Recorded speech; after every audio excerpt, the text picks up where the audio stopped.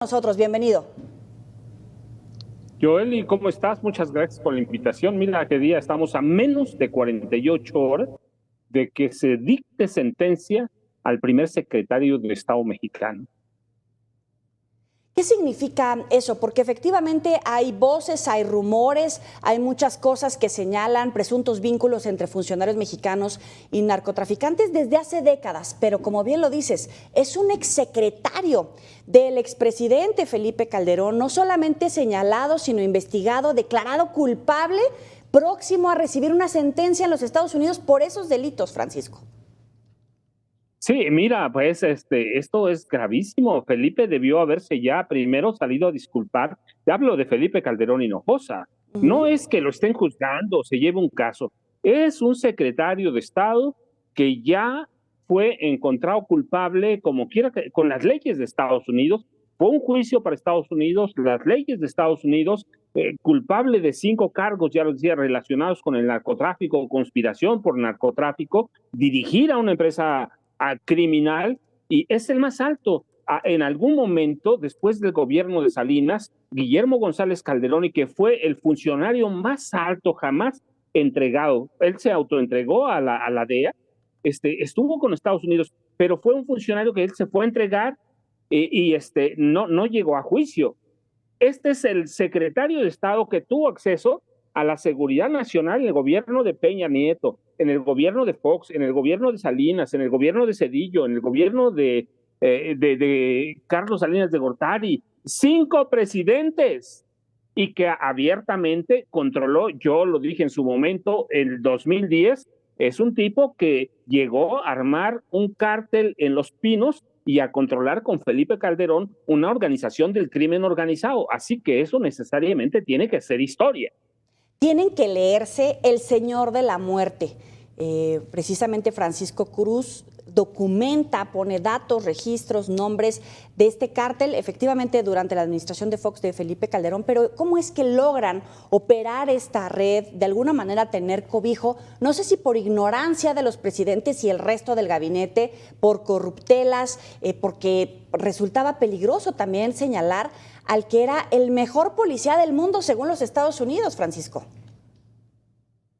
Mira, no, la cuestión es que nunca nadie parece entender, de pronto en algunos sectores, que Estados Unidos opera así, que Estados Unidos ya había dado muestras en el gobierno de Luis Echeverría Álvarez, en el gobierno de José López Portillo, en el gobierno del mismo Salinas, ya había dado muestras cómo opera el gobierno de Estados Unidos.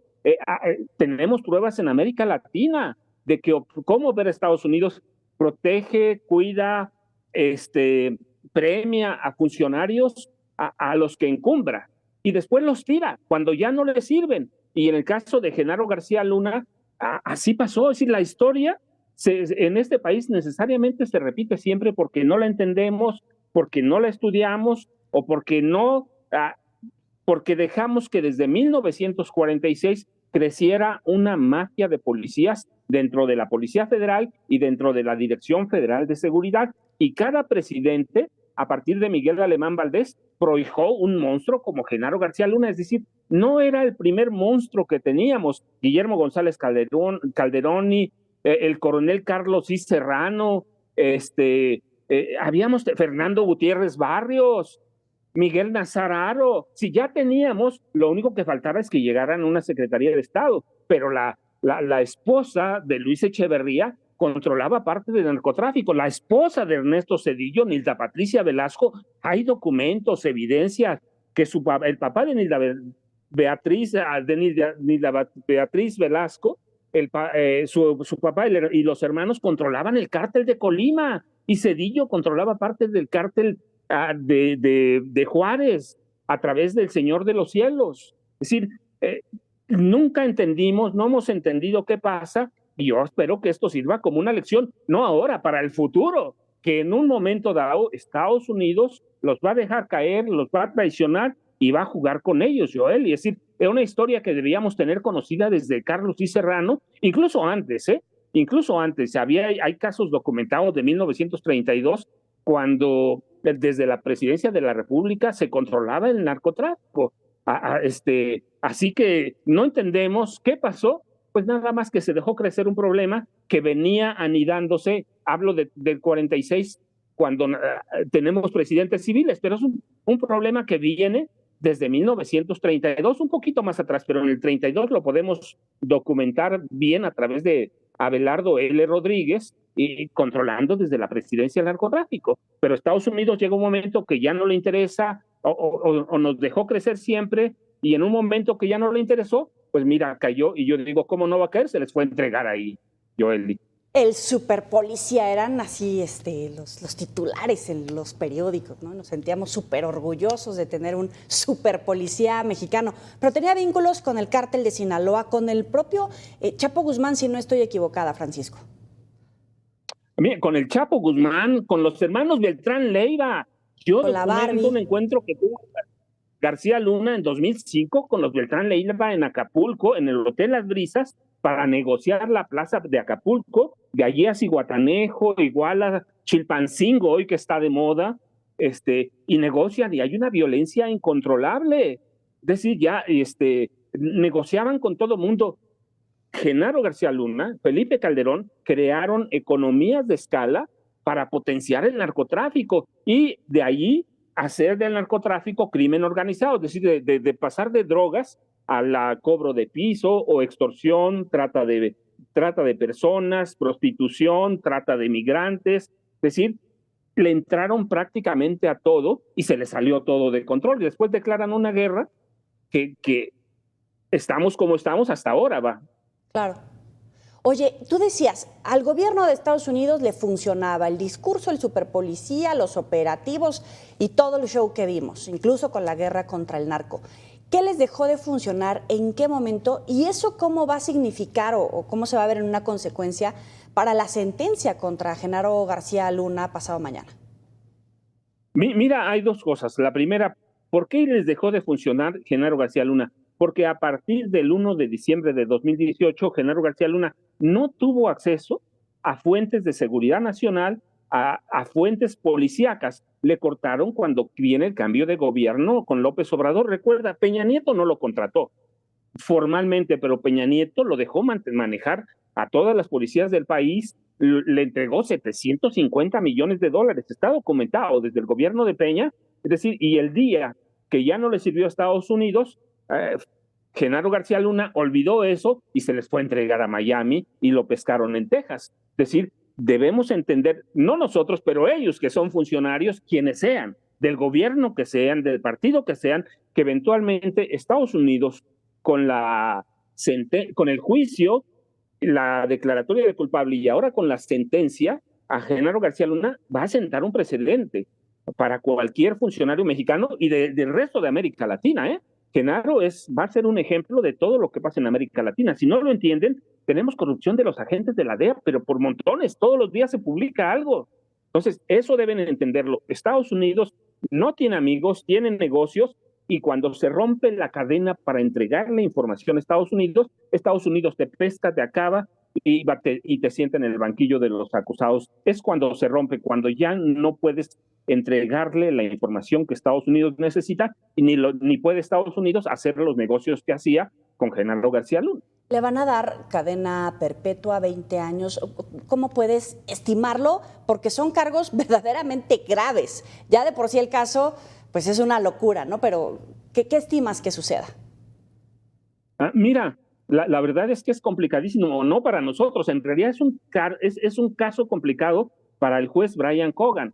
¿Por qué? Porque lo que haga el juez Brian Cogan en el caso de Genaro García Luna en la sentencia va a tener que ser un precedente para otros funcionarios de ese nivel de México o de otros países, Brasil, Argentina, Colombia. Entonces, las veces que se pospuso, algunas veces fueron porque ya no terminaron de negociar, pero las últimas dos es porque el juez Brian Cogan verdaderamente tenía que pensar bien lo que estaba haciendo, el precedente que va a sentar y tenía que también ver el precedente que le va a sentar, recuerda, a las fiscalías de Estados Unidos, si tiene que ser algo ejemplar, ¿cuánto le va a dar?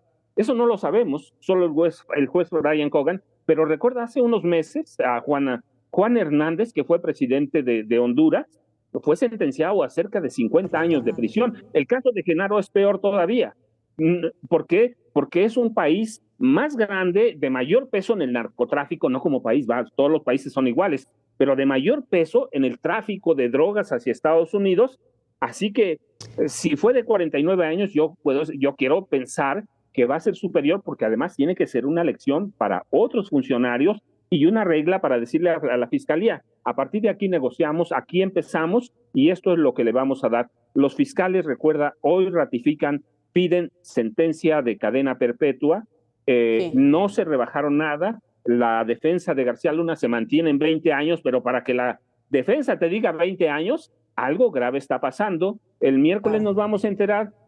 Todavía Genaro García Luna tiene opción de hablar, no sabemos si va a hablar, pero recordar que aún después de la condena, una vez que ingrese a una cárcel de máxima seguridad, él puede negociar con las autoridades de Estados Unidos. Joel. Claro, quería preguntarte eso. En este momento, entonces, el pellejo del expresidente, para empezar, Felipe Calderón, no está salvo. O sea, en algún momento podría el exsecretario decir: ahí les van nombres, y comenzar a negociar información a cambio de que le rebajen la sentencia y otros nombres, porque 2018 en adelante, pues no es que el narcotráfico haya desaparecido. No sé si los vínculos hayan alcanzado a funcionarios de la administración pasada o incluso de la actual.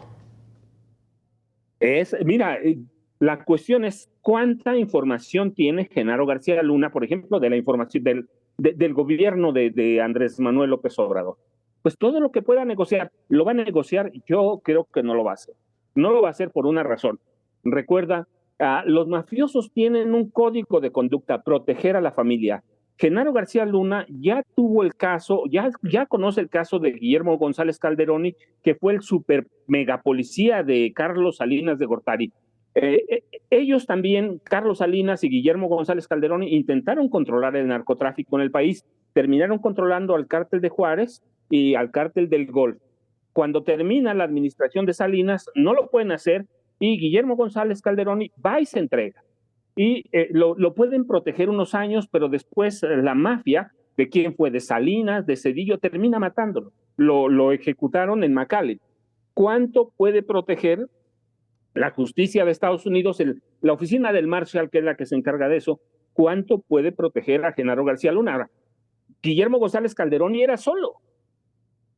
Genaro García Luna tiene a Genaro García Pereira, a Luna García Pereira y a Linda Cristina Pereira Gálvez, su esposa, y sus hijos. Si él tiene más que perder, tiene más que proteger, así que tiene que ser muy cuidadoso. E incluso Estados Unidos, si quiere hacer una negociación después de preso con él, tiene que ser muy cuidadoso, porque estaría a merced de las BAN y de las mafias. Hablo de Felipe Calderón Hinojosa, de Ernesto Cedillo Ponce de León, o de cualquiera de los capos con los que él negoció. Tiene que ser muy cuidadoso, lo dije antes, lo digo ahora también.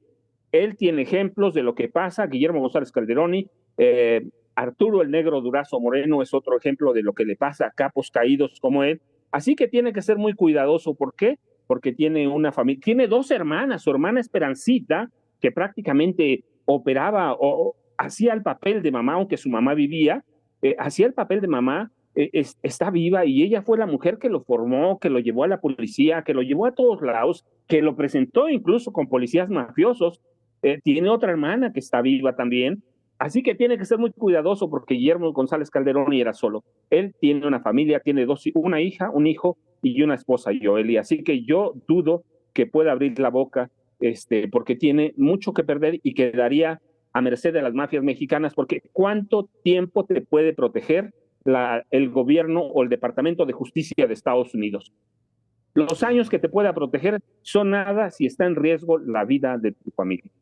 Oye, tú que conoces también el perfil psicológico, social, la trayectoria obviamente del exsecretario, ¿cómo le puede afectar psicológicamente a Genaro García Luna una sentencia como esta? Al final, pues ya lleva un rato ahí recluido, puede doblarlo, verse ya en una cárcel de máxima seguridad en Estados Unidos, ya deja sin los privilegios, porque hace rato que pues está como que al margen, pero ese tipo de amenazas al interior de la cárcel con su familia, ¿cómo puede reaccionar un hombre de ese perfil como Genaro García Luna? Mira, él lo ha dicho, esa última carta que mandó, denunciando todo lo que podía denunciar a López Obrador y todo, olvídate muchas cosas, es ya una carta de desesperación y está en un penal que no es de máxima seguridad, está en una cárcel metropolitana ahí en Nueva York. El día que lo ingresen a una cárcel de máxima seguridad y esté solo 24 horas al día, tenga permiso de salir solo una hora al día para tomar sol, eso va a ser otra tortura. Está preparado, yo digo que nadie, ni el Chapo Guzmán, que ya ha demostrado que de pronto le gana los problemas psicológicos. Creo que Genaro va a tener que repensar, recapacitar lo que va a ser su problema, como te decía, es a quién va a traicionar. A Felipe Calderón Hinojosa, a Cedillo, a Fox, a sus jefes. Él, recuerda, yo lo dije, lo escribí además, él coordinó todas las cuestiones de inteligencia en la campaña presidencial de Marta Sagún Jiménez, controló todo el trabajo de inteligencia cuando Margarita Zavala Gómez del Campo, discúlpame, Margarita Zavala Gómez del Campo fue candidata presidencial, él lo coordinó, y cuando Margarita Zavala Gómez del Campo quería formar su partido, él coordinó toda la campaña de inteligencia. ¿Qué va a hacer? Y de Marta Sagún, que es la otra, pues la primera persona, su primera cómplice en los gobiernos ya como gran funcionario fue Jiménez, la esposa de quién, de Vicente Fox Quesada. Así que, ¿qué va a hacer? Del gobierno de Fox, pues del gobierno del presidente López Obrador, pues yo creo que él tiene que soltar todo lo que tenga si quiere negociar. Lo otro, pues le van a esperar los años de no, de Omar García Harfuch. De Omar, mira, yo lo he dicho, lo sostengo, no le puedes sostener a García Harfuch, que yo insisto, primero, es un mafioso Omar García Harfuch. Eso para mí va a seguir siendo un gran error de la presidenta Claudia Sheinbaum Pardo. ¿Sí? Le puedes comprobar muchas cosas mafiosas a Omar Hamid García Harfuch, como a su padre, como a su abuelo. Sí, les puedes comprobar muchas, pero en el caso de su asociación con García Luna, mira, García Luna no le servía mucho a Omar García Harfuch porque él es un príncipe del sistema. Su abuelo, Marcelino García Barragán, uno de los represores en la historia de este país, su papá también.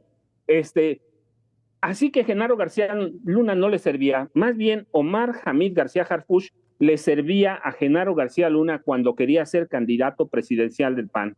Pero, pues yo insisto y lo sostengo, Omar Hamid García Harfuch es un mafioso que está ahí como secretario de Seguridad Pública. ¿Qué va a pasar? Pues eso le tendremos que pedir cuentas, o la sociedad le tendrá que pedir cuentas a Claudia Sheinbaum Pardo según el trabajo que hagan. Va a ser un error o un mal necesario, pues ya lo veremos en la historia, pero para mí es un mafioso que no tiene mucha relación con Genaro García Luna, aunque trabajó con él, pero no tiene relación porque él era un príncipe del sistema. Más bien lo quería utilizar Genaro García Luna para ser candidato presidencial del PAN. Para concluir, nos están llegando algunas preguntas a través de las redes sociales. El Mayo Zambada y obviamente tu percepción, tu lectura sobre qué va a pasar, si realmente hay nombres, hay pruebas, hay algo más que pueda soltar el Mayo con el expresidente López Obrador, incluso con este mismo caso. Mira, con el caso de Genaro García Luna ya no le va a hacer nada. Genaro García Luna es un caso juzgado, ya está juzgado. Ya no te pueden juzgar dos veces por el mismo delito. No importa qué información tenga Ismael El Mayo Zambada García con relación a Genaro García Luna. Ese ya no le afecta. El Mayo Zambada puede hacer daño en qué? Pues en García. Mira, ¿a partir de qué? De 1987. A partir de 1900, cuando se forma el cártel de Sinaloa. Él tiene esa información. Si hay pruebas contra el expresidente Andrés Manuel López Obrador, pues es tiempo que las puede presentar él. Él las puede presentar. Yo digo que no tiene por una razón. Si en el proceso electoral pasado hubiera tenido alguna prueba y la presenta, no solo hubieran tirado a Claudia Sheinbaum Pardo, habrían tirado todo el proyecto de Morena. Morena ya les ganó, ya tenemos presidenta, ya tenemos un sistema judicial nuevo. Entonces yo digo no tiene, pero si llegara a tener, es momento que la suelte Ismael El Mayo Zambada, y eso cambiaría todo el sistema en este país. Así que a Genaro García Luna ya no le afecta. Le puede afectar a Calderón, a Fox, suponiendo sin conceder a López Obrador, a Claudia Sheinbaum, a Morena. La cuestión es que no ha presentado pruebas y yo lo que digo es que la historia nos debe dar una lección. Si hubieran tenido una sola prueba contra Andrés Manuel López Obrador y la sueltan un día antes de las elecciones, Morena habría perdido las elecciones. Claro. Claudia Sheinbaum Pardo no sería presidente, sino Xochitl Gálvez Ruiz, pero no lo hicieron y ahora pues tenemos ahí ese embrollo. Para mí, mira, para cerrar esto, para mí, Ismael Envayo Zambada es un caso político con el que están jugando la DEA, la CIA, el FBI y la Oficina del Marshall, el Servicio Secreto también, están jugando porque eventualmente le puede servir a Kamala Harris en el proceso electoral que estamos a 20 días, el 5 de noviembre en Estados Unidos. Para mí es un caso político y se mantiene como un caso político que cuadró bien la DEA. El señor de la muerte de Francisco Cruz, periodista, muchísimas gracias por estos minutos para el auditorio de Mega Noticias. Muy buena noche. Joel, muchas gracias. Buenas noches. Buenas noches.